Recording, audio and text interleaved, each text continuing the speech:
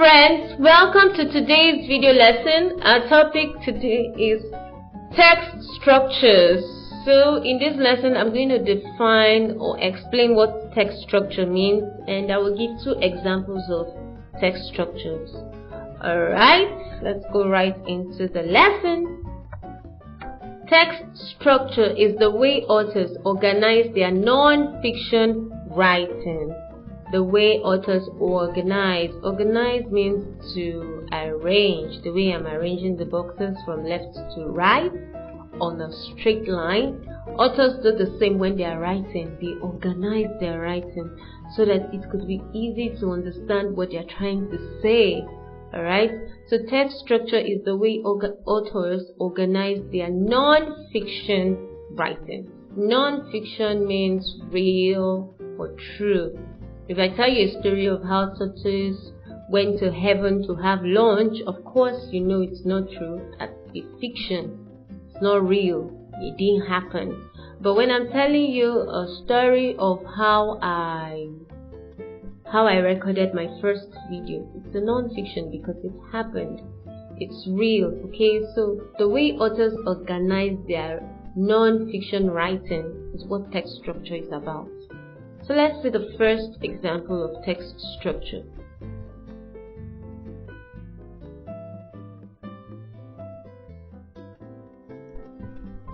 Descriptive text structure.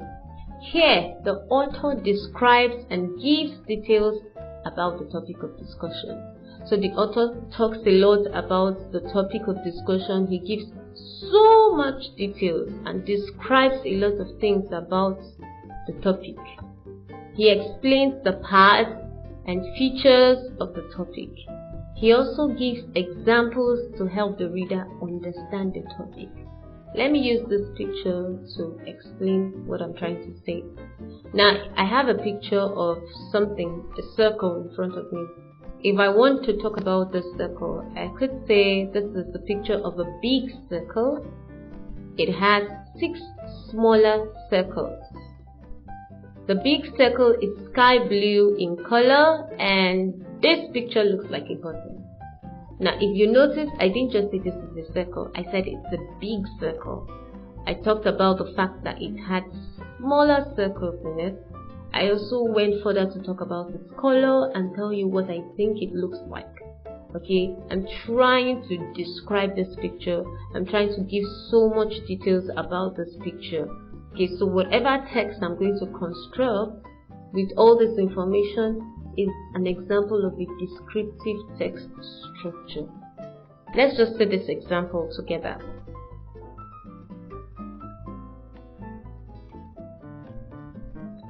Buttons are fashion accessories that can come in different shapes and sizes. A lot of them are round in shape with holes on them. These holes are created as passages for the sewing thread, while some are for decoration. Buttons can be made up of different materials. Some can be made up of plastic and others made up of metals. Now, in this text, if you notice, I talked about the parts of a button. I said the buttons have holes for threads, for sewing threads. And I said they also have holes for the purpose of decoration. I also talked about the fact that they are used as fashion accessories. I'm giving so much details about buttons. I'm telling you what they are used for. As fashion accessories, meaning they are used to make clothing, they are used for earrings, rings, jewelry, and so on.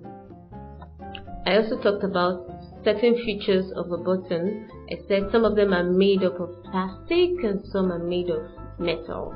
Alright, so this is what descriptive text structure is about. It gives so much details, so much examples, talks about parts and features of the topic. Okay?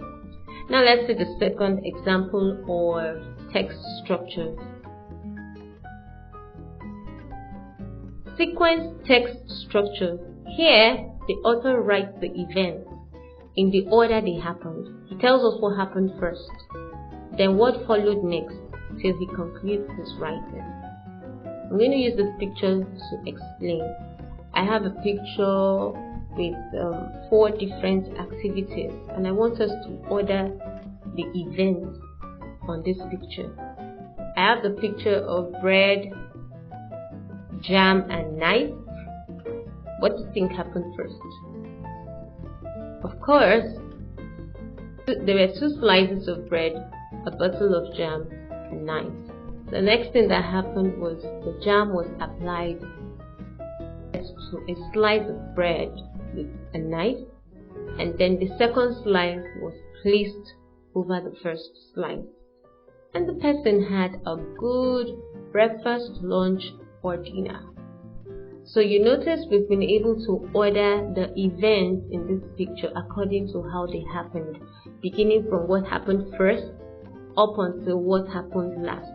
That's what sequence text structure is about. It orders, it arranges events from beginning to the end. Let's see this example together.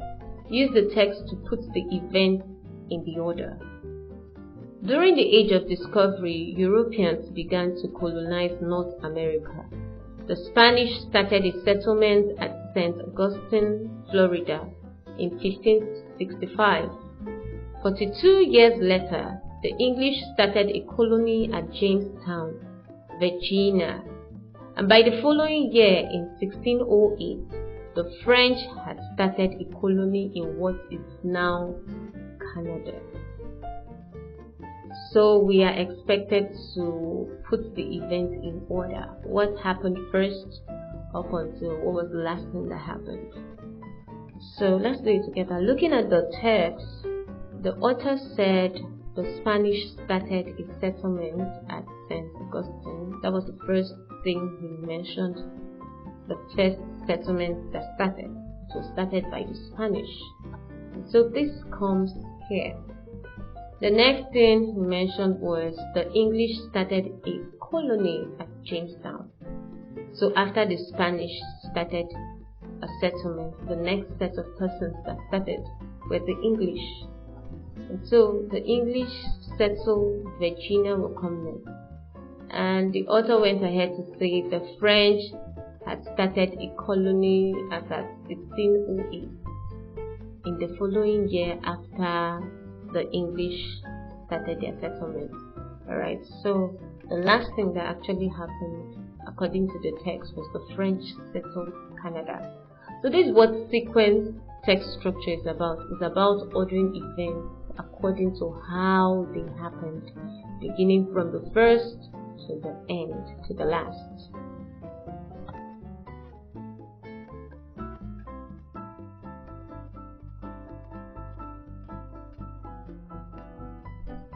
I would love us to try these activities by ourselves.